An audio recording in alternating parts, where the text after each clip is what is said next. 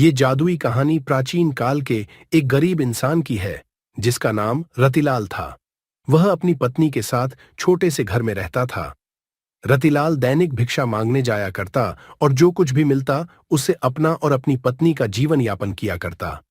एक बार सारा दिन भिक्षा मांगने के बाद उसे केवल एक मुट्ठी चावल हाथ लगे और वह अपने घर पहुंचा तो उसकी पत्नी दुखी होकर बोली, घर में तो अनाज का एक दाना भी नहीं बचा है और आप एक मुट्ठी चावल ही लाए हैं।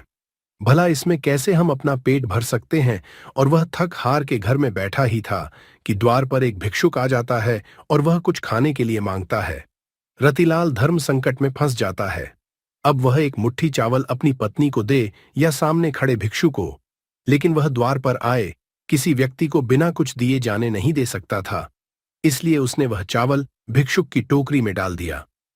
रतिलाल की पत्नी अंदर काम कर रही थी और जैसे ही वह बाहर आई तो रतिलाल ने भिक्षुक को चावल देने वाली बात बता दी। और इस बात को सुनते ही रतिलाल की पत्नी गुस्से में आ गई। तभी रतिलाल ने बताया, चावल के बदले भिक्षु उसे एक पतीला दे गए हैं और उन्होंने कहा है कि अब से खाना इसी में बनाना। रतिलाल की पत्नी गुस्से से कहती है, क्या इसमें पानी उबाल कर दूं, क्योंकि अनाज तो है नहीं और जो आप लाए थे उसको भी दान दे दिया। और जैसे ही वह पतीले को उठाती है तो उसे कुछ वजन का एहसास होता है और वह पतीले को खोलकर देखती है तो चौंक जाती है, क्योंकि उसमें इन दोनों के लिए पका हुआ खाना रखा होता है। रतिलाल की पत्नी के चेहरे में खाने को देखकर मुस्कुराहट आ जाती है।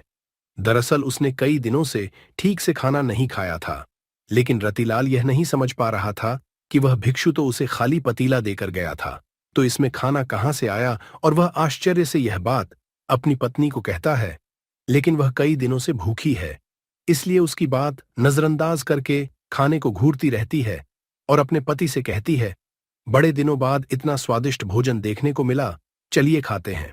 और रतिलाल खाना खाने बैठ जाता है, लेकिन अभी भी उसका ध्यान उसी बात पर टिका होता है, क्या यह बर्तन जादुई पतीला है। भोजन करने के बाद वह अपनी पत्नी से अपने दिमाग में चल रही उथल पुथल के चलते यह बात कहने से अपने आप को रोक नहीं पाया कि जरूर यह जादुई पतीला है जिससे इच्छानुसार भोजन प्राप्त किया जा सकता है। तभी दोनों ने मिलकर पतीले का परीक्षण करने का विचार बनाया और पतीला खाली करके पतीले से दोबारा भोजन बनाने का आग्रह किया और कुछ क्षण में उनकी इच्छानुसार भोजन बनकर तैयार हो गया। यह देखते ही दोनों खुश हो जाते हैं, क्योंकि अब उनकी भूख हमेशा के लिए शांत हो जाएगी और उन्हें खाने के लिए किसी और के सामने हाथ नहीं फैलाने पड़ेंगे। खुश होकर दोनों ने राज्य में ऐलान कर दिया कि वह सारे राज्य को खाना खिलाएंगे। यह बात दूर दूर तक फैल गई कि कोई गरीब इंसान ऐसा धनवान बना है जो पूरे राज्य को भोजन पर आमंत्रित कर रहा है। और अगले ही दिन रतिलाल के घर के सामने हजारों की तादाद में लोगों का हुजूम उमड़ पड़ा, जिनमें से ज्यादातर लोग तो यह देखने आए थे कि भला यह गरीब इतने सारे लोगों को कैसे खाना खिला पाएगा।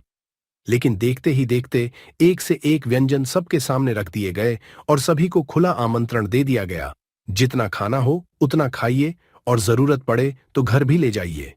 यह सुनते ही राज्य के सभी लोगों ने जी भर के खाना खाया और अपने साथ अपने परिवार के लिए भी लेकर गए, लेकिन खाना खत्म नहीं हुआ। यह देखकर कुछ लोगों के मन में शंका उत्पन्न होने लगी है और उन्होंने राजा से जाकर शिकायत कर दी कि महाराज, जरूर उसने कहीं से चोरी की है, कि अन्यथा उसके पास इतना धन कहां से आएगा कि वह पूरे राज्य को भोजन करवा सकें। और राजा भी सच जानना चाहता था। राजा ने रतिलाल को अपने दरबार बुलवाया। रतिलाल ने जादुई पतीले की बात राजा से कह दी। राजा के मन में पतीले की बात सुनते ही लालच आ गया और उसने रतिलाल से वह पतीला प्राप्त कर लिया। लेकिन राजा के हाथ में पतीला आते ही बेअसर हो गया। राजा को लगा कि जादुई पतीले की बात झूठ है और उसने रतिलाल को गिरफ्तार कर लिया और उस पर चोरी का आरोप लगाया गया। रतिलाल सबके सामने चिल्लाता रहा, मैंने चोरी नहीं की, लेकिन उसकी बात पर किसी को यकीन नहीं था। राजा ने आदेश दिया कि रतिलाल का पतीला नदी में विसर्जित कर दिया जाए और रतिलाल जब तक अपनी चोरी की गलती स्वीकार न कर ले तब तक कारागार में ही रखा जाए। और जैसे ही पतीले को पानी में विसर्जित किया जाता है, राजा के महल में चारों तरफ पानी बहने लगता है और देखते ही देखते राजा का महल पानी की बाढ़ से डूबने लगता है। राजा अचानक अपने महल की ऐसी स्थिति से घबरा जाता है। उसे समझ में नहीं आता कि यह कैसे हो रहा है। तभी वह अपने राज्य के ज्योतिष आचार्यों से चर्चा करता है और आचार्य उसे बताते हैं कि तुमने एक निर्दोष व्यक्ति को करघार में डालकर अपराध किया है, इसलिए आपके महल की ये स्थिति हो गई है। और यदि आपने उसे कारागार से वापस नहीं निकाला तो इस राज्य का सर्वनाश हो जाएगा। उसे आभास होता है कि उससे अधार्मिक कार्य हुआ है और वह भागते हुए रतिलाल के पास जाता है और हाथ जोड़कर कहता है, मुझे क्षमा कर दीजिए, मुझसे बहुत बड़ी भूल हो गई, मेरे महल को बचा लीजिए। नादानी में मैंने आपका जादुई पतीला नदी में विसर्जित कर दिया है, लेकिन मैं वचन देता हूं कि जीवन में कभी भी आपको किसी चीज की कमी नहीं उन्हें दूंगा। और जैसे ही राजा ने रतिलाल को कारागार से बाहर निकाला, महल में जल का स्तर कम होने लगा। राजा ने रतिलाल को बहुत सी दौलत भेंट की और उसे अपने शाही रथ से उसके घर भिजवाया।